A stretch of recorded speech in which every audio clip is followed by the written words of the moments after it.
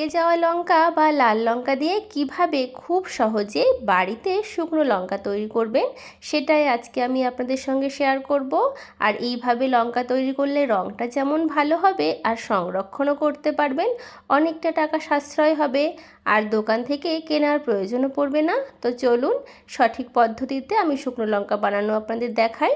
তো এখানে লাল লঙ্কা বা পাকা লঙ্কা নিয়েছি, লঙ্কাগুলো ভালো করে ধুয়ে নেব।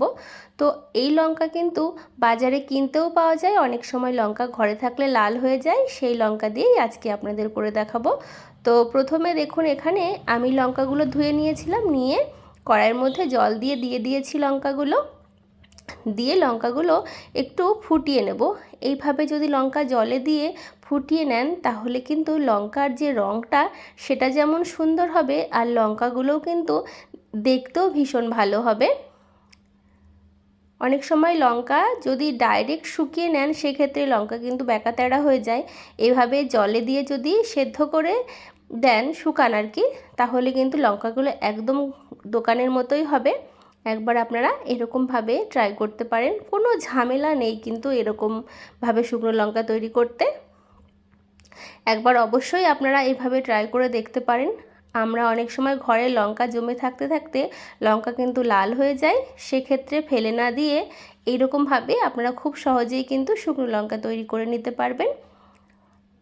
তো দেখুন এই লঙ্কার জলটা কিন্তু ফুটতে শুরু করেছে।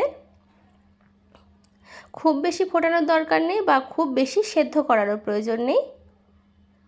তো আপনাদের এই রেসিপিটা কেমন লাগছে অবশ্যই কিন্তু কমেন্ট বক্সে আমাকে জানাতে পারেন। একদম ঘরোয়া উপায়ে আজকে আমি আপনাদের এই শুকনো লঙ্কা তৈরি করার পদ্ধতিটা দেখাচ্ছি। আমি কিন্তু মাঝে মধ্যে এরকম শুকনো লঙ্কা তৈরি করি, তো সেটাই আজকে আমি আপনাদের সঙ্গে শেয়ার করছি। তো দেখুন সুন্দরভাবে ফুটে উঠেছে, আর এইভাবে লঙ্কা যদি একটু সেদ্ধ করে নেন লঙ্কার রঙটা দারুণ আসে। তো আপনাদের যদি ভালো লাগে আমার এই শুকনো লঙ্কা তৈরি রেসিপি তাহলে অবশ্যই লাইক শেয়ার কমেন্ট সাবস্ক্রাইব করে পাশের বেল আইকনটা প্রেস করতে একদম ভুলবেন না। তো ভালো করে ফুটিয়ে নিয়েছি, নিয়ে জল ঝরিয়ে নেব। তো একটা স্ট্রেনারের মধ্যে দিয়ে দিয়েছি, জলটা ভালো করে ঝরিয়ে নিতে হবে।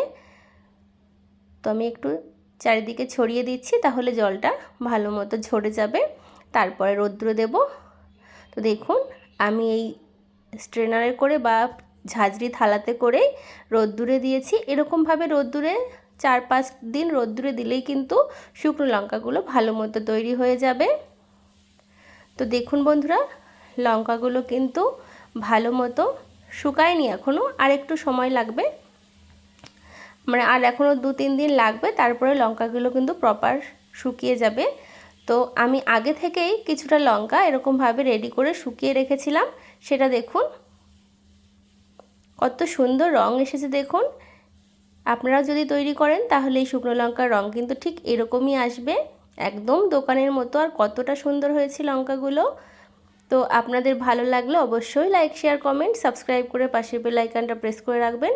আর কিভাবে সংরক্ষণ করবেন, এই যে কাচের বয়াম নিয়েছি, কাচের বয়ামের মধ্যে শুকনো লঙ্কাগুলো ভরে রেখে দেব, তাহলে কিন্তু অনেক দিন যাবত সংরক্ষণ করা যাবে। আর একটু ভালো করে রোদ্দুরে শুকানোর চেষ্টা করবেন, তাহলে লঙ্কাগুলো কিন্তু ভেতরে ড্যাম ধরবে না আর অনেক দিন পর্যন্ত থাকবে। তো দেখলেন তো খুব সহজে বাড়ির পেকে যাওয়া লঙ্কা দিয়ে তৈরি হয়ে গেল দোকানের মতো শুকনো লঙ্কা। অবশ্যই আপনারা ট্রাই করবেন আর এয়ার টাইট ঢাকনাতে মানে বয়ামে রাখার চেষ্টা করবেন, তাহলে দেখবেন ভালো থাকবে। আজ তবে আসি, ধন্যবাদ।